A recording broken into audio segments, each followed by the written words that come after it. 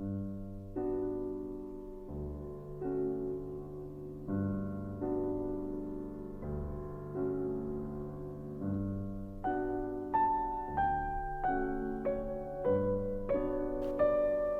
l'avais remarqué pour sa jeunesse, qu'elle portait avec arrogance.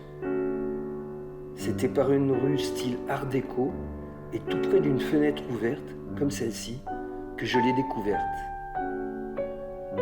Là se sont engouffrés le vent et mon âme. J'ai suivi cet inconnu qui allait un jour disparaître. Ce fut dans un bar que je me suis rapproché d'elle. Elle était assise près de la baie vitrée et j'ai compris alors que j'étais du bon côté. Nous étions seuls. C'est vers le rayon de soleil que nous avons regardé ensemble. Et nous nous sommes souris, en silence. Elle avait des yeux où il semblait si bon se rendre que j'y suis entré discrètement. On s'est parlé, puis rapproché du comptoir. On a bu ensemble, sans trop oser se regarder. Je lui ai parlé de mes peintures et de ma monomanie pour les fenêtres. Ces fenêtres qui parlent et racontent des histoires. J'ai hésité aussi à évoquer cette impression obsédante que quelque chose de terrible, près de la fenêtre, pouvait survenir ou allait se produire à tout moment. Une chose terrible, là, derrière la vitrine, ou devant, peut-être dans quelques instants. Son silence s'est fendu d'un rire, en imaginant deux gangs armés surgir ici en lutte pour le trafic d'alcool. Mais le terrible qui allait advenir était déjà là. C'était cet amour naissant et ce moment hors norme. On s'est très vite aimé. C'était surtout physique, charnel. Elle semblait chercher l'apaisement après l'amour, comme une belle récompense. Elle parlait peu, je ne la sollicitais pas. Je lisais ou bien m'évadais sur les traces mobiles du soleil à travers les ouvertures. On s'est aimé comme on a pu. Parfois, c'était difficile de rompre le silence et la solitude qui s'installaient. Nous vivions pourtant un monde libre.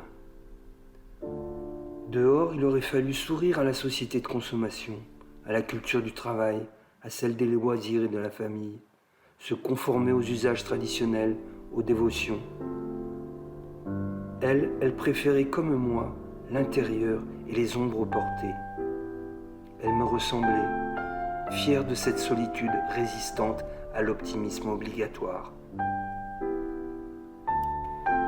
Et puis elle disparut sans explication. Je ne l'ai pas recherchée. Je l'ai perdue. Et j'ai continué à l'aimer, à la peindre, à la regarder au-delà des fenêtres. C'est avec les yeux d'un tableau qui vous suivent du regard que je la représentais. Je rêvais d'elle et la suivais du bout de mes pinceaux. J'imaginais qu'elle aurait pu me rechercher et mener une enquête pour me retrouver. Mais quels indices détenait-elle ? Un peintre qui aime les fenêtres et la solitude ? J'ai rêvé qu'elle m'écrivait.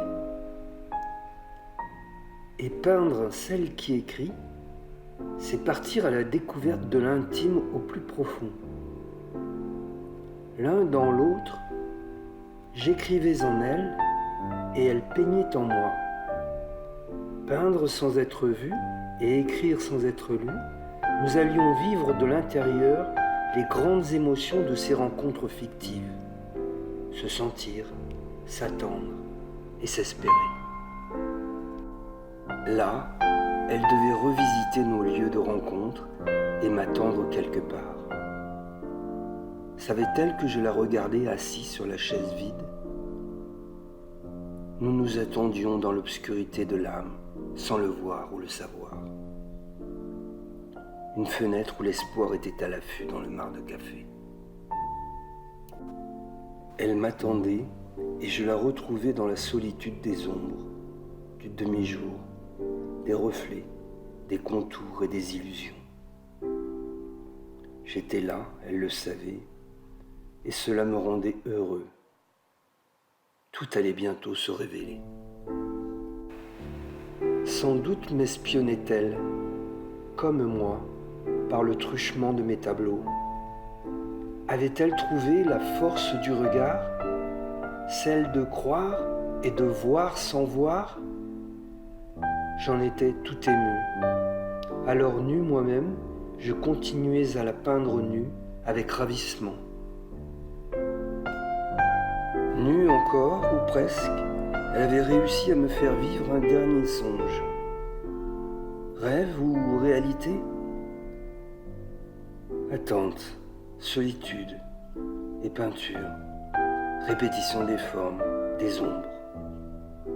Où est l'essentiel? Peut-on vraiment s'abandonner? Et puis un soir d'automne, elle est revenue. On s'est expliqué. Je lui ai montré les tableaux qu'elle m'avait inspirés. Elle a aimé et beaucoup ri. Puis elle m'a parlé de ses aventures amoureuses, celles d'un jour, d'une heure, de quelques minutes. Elle était revenue pour savoir si elle pouvait être aimée à nouveau, davantage et plus longtemps. En silence, son regard s'est posé sur moi un long moment. Et là, ses yeux, où hier il faisait si bon s'attarder, je ne m'y suis pas retrouvé. L'irrémédiable venait d'arriver. En la perdant, je perdais mon âme. Et la porte s'est ouverte. Je me suis noyé dans une solitude abyssale qui dictait sa loi.